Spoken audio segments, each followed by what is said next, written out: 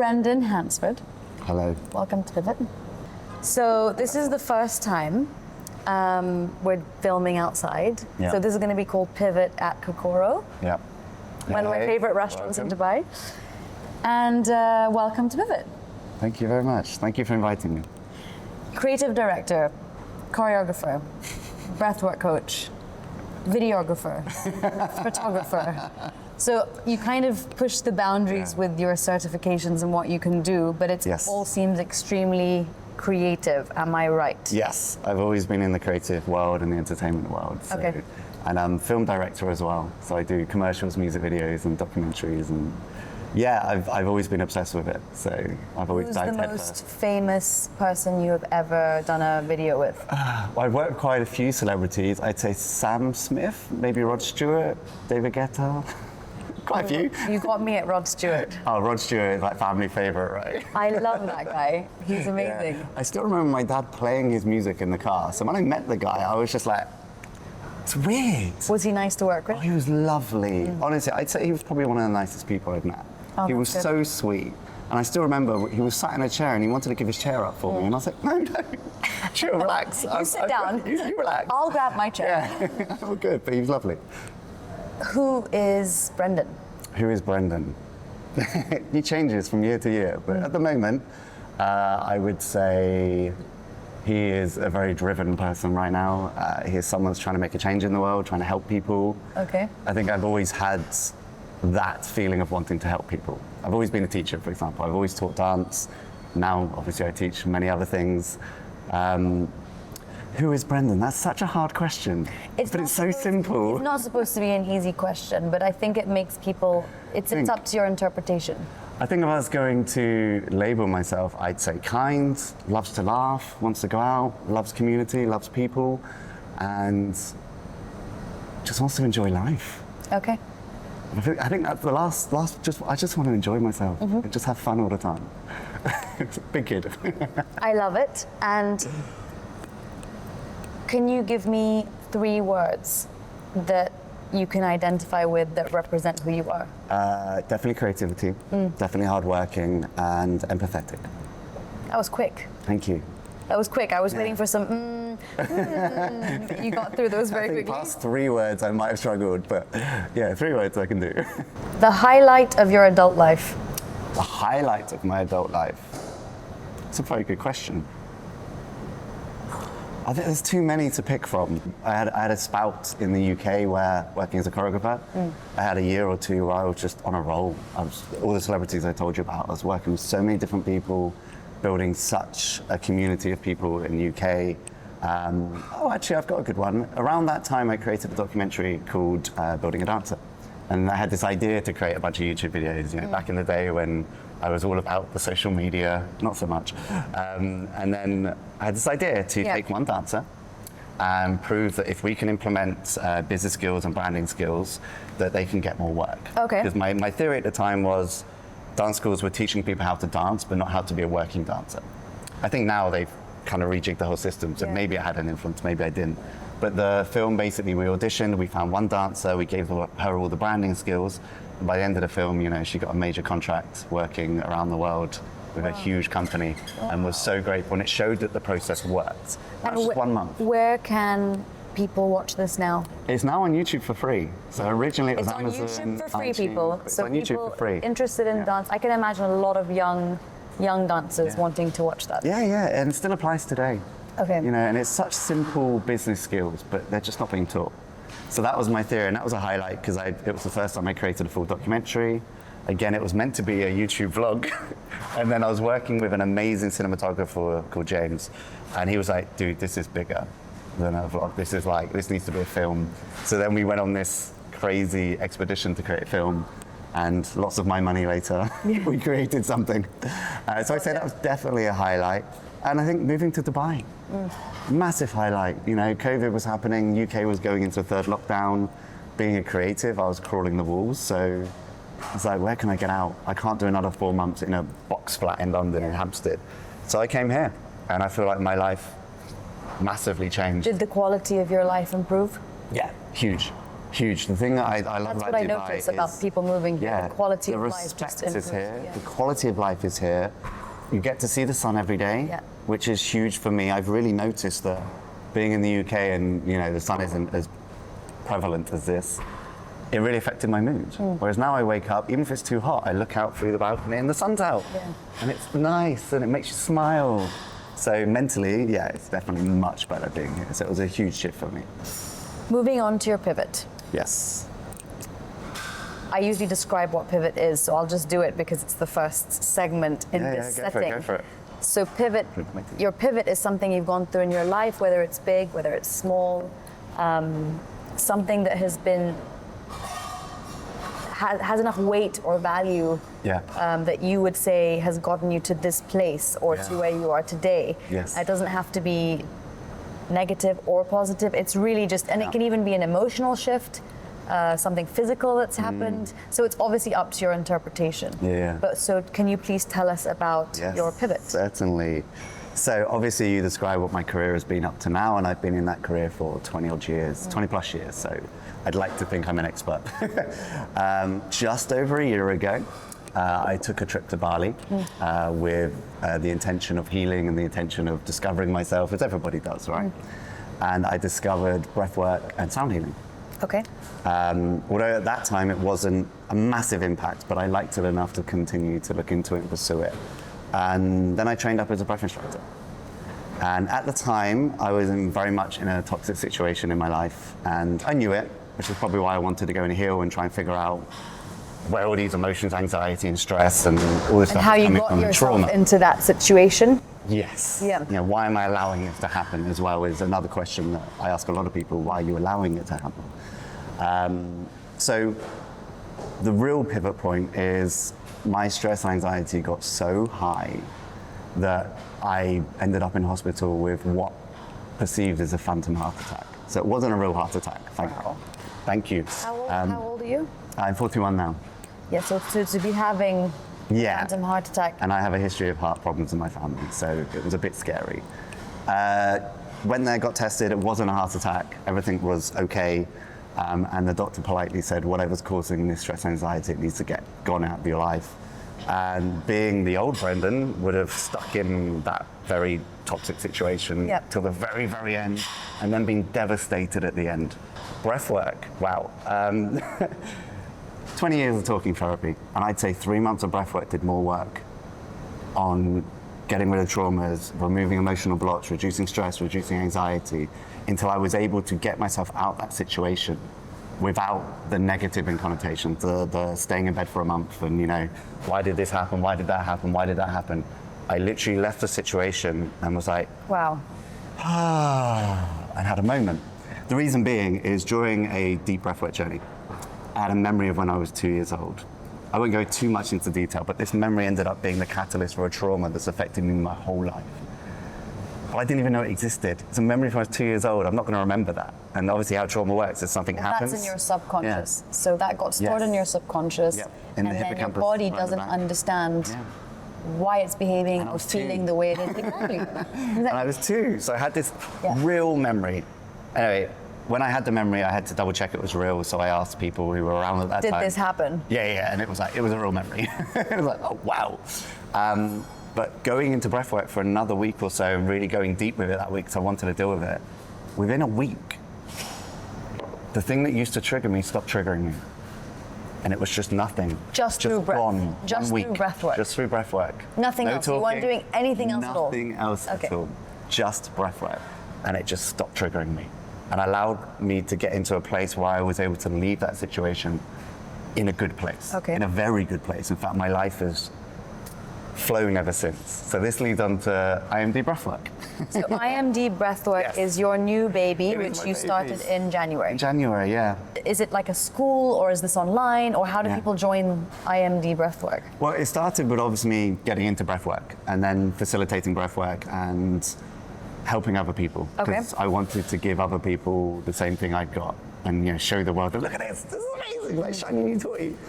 My baby. Yeah. ADHD. Moving on to ADHD in a minute. So obviously I have a background in sound editing. So the idea to have sound and breathwork together was prominent, but digital sound. So I create these hour and 10-minute journeys where I coach people through it. So I write the scripts, I pick the music. There's certain tones and frequencies happening all around you in a 360 space. So you can hear it from all different directions. And the whole time you're doing a conscious connected breath, which when you breathe like this, takes you into amazing places, allows you to release by crying, shaking, going into your head and actually accessing parts in the limbic system which bring up emotions and memories. And when we breathe like this, a little bit of science, I'll give you the basic version. We lower the CO2 being in the blood, it releases less oxygen into the muscles and brain. Your brain goes into something called hypercapnia, where it diverts the oxygen away from your prefrontal cortex, the one that stops you doing all the things you want to do. Oh, shouldn't do that, because 20 years ago this happened. The one you've pre-programmed to recognize the things you recognize. That goes a little bit quiet, and then the limbic system can come up and play, and you can actually work on the memories and emotions that have been holding you back this whole time. And then release it. And that releasing happens somatically in the body. Yeah. This is why if you were to go to the Instagram, IMD Breathwork, IMD Breathwork. IMD Breathwork. Yeah. You'll see people shaking and screaming and stuff like that. So I had an experience like that when I only once did breathwork, as I was telling you just before this. But I haven't done it since, and I also have done a lot of work since that moment. So I'd like to try this again. Please do. Yeah. I would love for you to come down to a class and I'll guide you through a session. Okay. This Sunday. She's like, oh. So what's the day? I'm busy that day.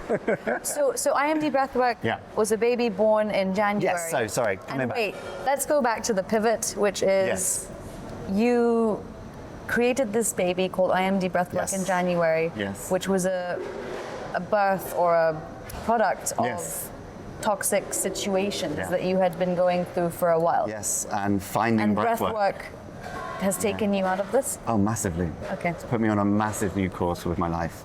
The birth of IMD Breathwork, immersive multi-dimensional breathwork. Immersive because you're headphones, multi-dimensional because of the sound. It's a massive pivot because I've always been a creative. I've always been an entertainer. I've always been in the entertainment industry, and that's my soul. That's my life. For the people that know have ever done this career, it's not a job. It's a lifestyle. Yeah. So when people go, "Who are you?" and you're like, "Well, I'm a dancer and I'm this," people go, "No, who are you?" I'm a dancer. So identify as your career and your profession. Because it's a lifestyle. Yeah. You cannot go into the dance world or the entertainment world going, "It's just a job." It doesn't work like that. No, it is your life. So that was my lifestyle. And suddenly, this breathwork company, 9 months, 10 months later now, is taking over my life. It's growing so fast. So are you doing this a little bit? You're growing away from who you think I think you I'm are. kind of doing this actually. Oh, wow. Like I've been saying no to a lot of jobs. And the thing with the entertainment industry is you never say no to a job. Because you're freelance. If they hire somebody else, they might hire that person again and again. So there's that fear. And you want to keep working because you never know when the jobs dry up. You might have 3 months of amazing work and 3 months of nothing. So you always say yes to jobs. So the fact that I'm now having to say no to jobs is like massively triggering for me because it's so But against you're also everything saying no I've to learned. jobs because you have a lot of work going on. Yeah, I've got a ton. So it's not like you're saying no and you don't have anything else happening. Well, yes and no. So the thing is, obviously, it's a new business. So I'm still in the red a little bit. Yeah. So when I'm working on my business, I'm not, I forget the analogy, but I'm not making money in that moment. It's not a money action. It's a investing short your time. pay now for long-term gain later, right? Exactly. So I'm investing my time. So if my money isn't quite in the profit just yet, should I be taking this job to keep topping up the money so that I don't get low, right? That's a tough one. So I'm being very selective now, but that would never have happened. So I'm very, very quickly pivoting into the business side and into my company because I want to help as many people as possible. We're launching new instructors all around the world, which again was never the intention. It was a side hustle because I thought it was cool and I liked what it did for me and I wanted to see what people thought of it. And it just grew and grew and grew and grew. Incredible. Okay, I want you to tell me or show me something I can do when I wake up in the morning. Oh, perfect. Great question. Because I don't breathe properly and I'm a shallow breather. Yeah. Even like sometimes I'm just not breathing. I'm literally just like Like there's no, and then I quickly remember, okay, take a breath. Thing I have to do. Yeah, it's actually sick. Like I think it's a problem. So well, it's actually your autonomic nervous system that's reminding you to breathe. yes. So you're doing intermittent breath holds without realizing it. Yes, but that I don't want to do that. Yeah, no, you don't. I feel like if I woke up and started my day with something that, you know, let's try this for a month and see how I feel, it will become more natural. Well, I can tell you and also divert you to something we've created, which is free. So just actively breathing full stop is the first step. Honestly, just going with that, I'm breathing. Taking a sigh and relaxing, you know, like there's a few I can give you. So the really simple one, this is not the morning one, but this is a great one for everyone to know. It's literally called, it's a breath that's just going to bring you back really quickly. Okay. Like a reset breath. Fine. You're going to take a short, sharp breath in through your nose, and then you're going to blow out your mouth like blowing through a straw for about 8 seconds. Okay? So ready? To go in, and then slowly.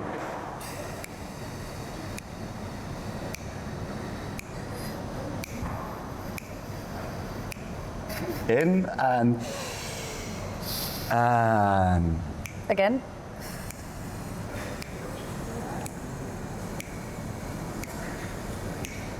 okay, relax. So you'll notice on the first breath, you probably pushed all the breath out too fast and went, oh my God, there's no breath. I was too slow. Yeah, so it's getting I was to like, understand at the end of the that, first right? one, I was like, Yeah. getting rid of it. Get rid of it.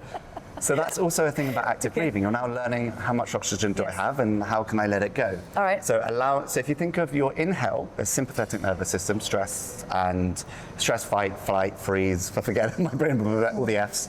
And then parasympathetic is your rest and digest. When you breathe in, your heart speeds up, you're activating sympathetic. When you breathe out, you're activating parasympathetic, rest and digest.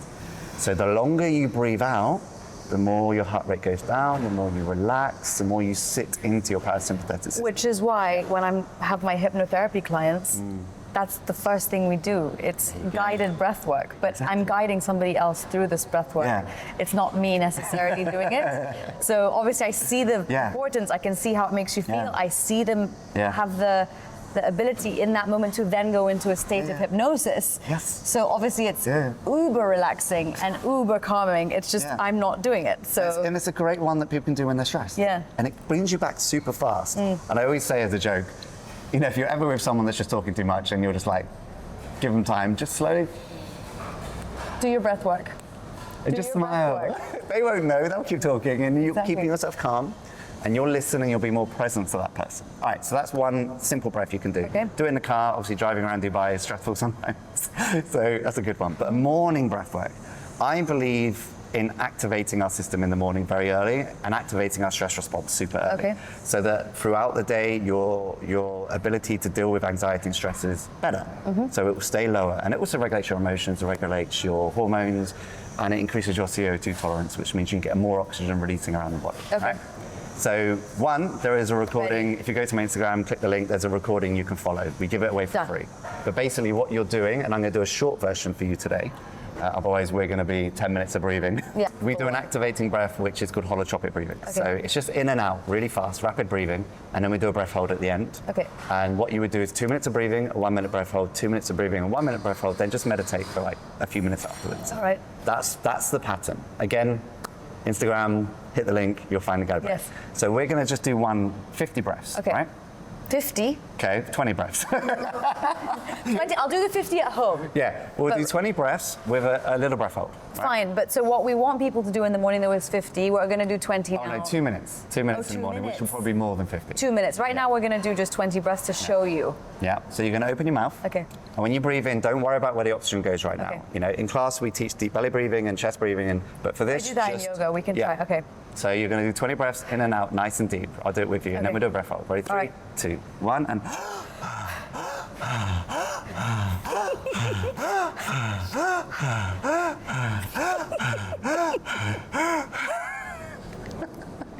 I'm such a child. I can't. I was as well, don't worry. Okay, I want to laugh too, again, right? again. Reset. Okay, go. Do it again. We're going to start Go. from the beginning. Okay. Ready? 3, 2, Go. 1.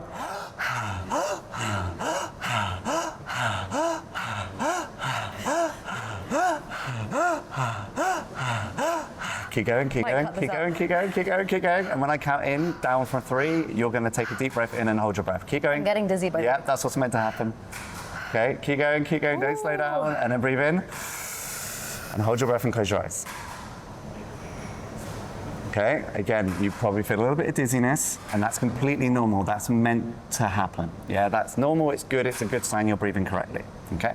While you're in this breath hold, chances are that oxygen is now suddenly spurting out into your body, making you feel a little bit happy, a little bit more relaxed. It's lowering you down into your parasympathetic nervous system and reducing your stress. Yeah? So normally I'd say a minute to hold your breath. Yeah. I was struggling. Yeah.